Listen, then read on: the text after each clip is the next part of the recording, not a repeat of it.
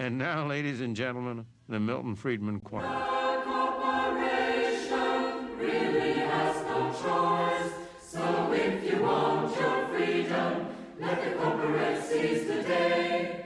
There really is no better way. Let's privatize, choice is the way. Let corporations run us loose. Let the free market make the rules. Just privatize, I say. À partir de là, les Occidentaux pensent qu'ils ont gagné, que l'histoire est finie, qu'ils ont créé un village global qui est un village de consommateurs téléspectateurs et que ceux-ci vibrent à l'unisson.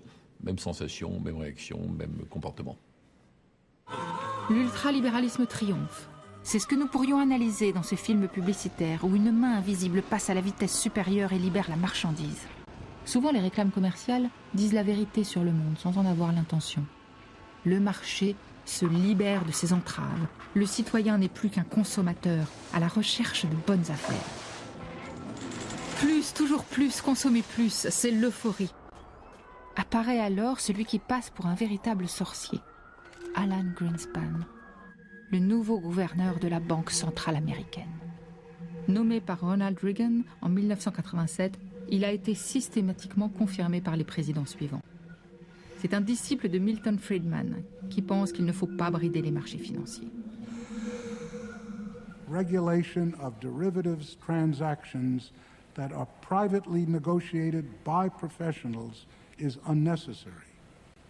Regulation that serves no useful purpose hinders the efficiency of markets to enlarge standards of living. In choosing a particular regulatory regime, it is important to remember that no system will fully eliminate inappropriate or illegal activities. L'économiste et philosophe américain Francis Fukuyama lance alors son concept de fin de l'histoire. In this century, when we began it, there were many competitors to liberal democracy, leftover hereditary monarchies, fascist dictatorships, communist totalitarianism. And virtually all of those major competitors have now disappeared by the end of the 20th century. So that, in a way, it indicates that liberal democracy is now, spread in place of these, that liberal democracy, in the end, is the best arrangement of politics by which people can be recognized on a kind of universal and rational basis.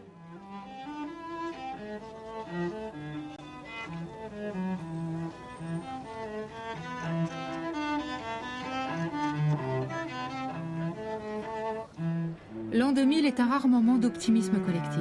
Les Occidentaux estiment parler au nom de la communauté internationale, convaincus que leur universalisme va s'imposer partout.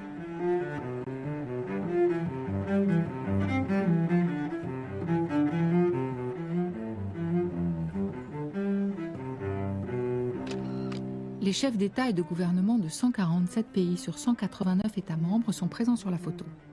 Le texte de ce sommet du millénaire proclame: nous, chefs d'État et de gouvernement, nous sommes rassemblés au siège de l'Organisation des Nations Unies à New York, du 6 au 8 septembre 2000, à l'aube d'un nouveau millénaire, pour réaffirmer notre foi dans l'organisation et dans sa charte, fondement indispensable d'un monde plus pacifique, plus prospère et plus juste.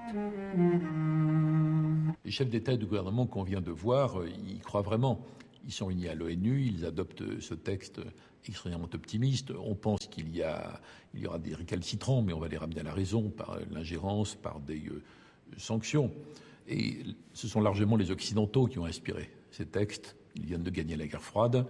Ils pensent que c'est encore leur vocation de guider l'humanité, peut-être pour la dernière fois.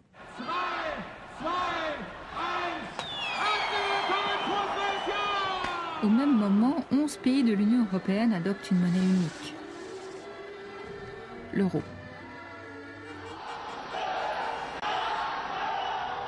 Il faut bien comprendre que pour les Européens, à ce moment-là, et notamment pour les Français, adopter une monnaie unique, évidemment, c'est considérable sur le plan monétaire, mais ça va au-delà.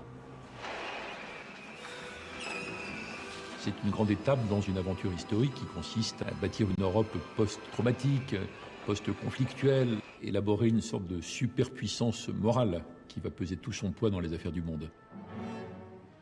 Et à un moment donné, Joschka Fischer lance l'idée d'une constitution européenne, et ça va avoir un grand écho dans beaucoup de pays d'Europe, et notamment à nouveau dans l'opinion française. Et il a incarné ce mouvement et cette aspiration.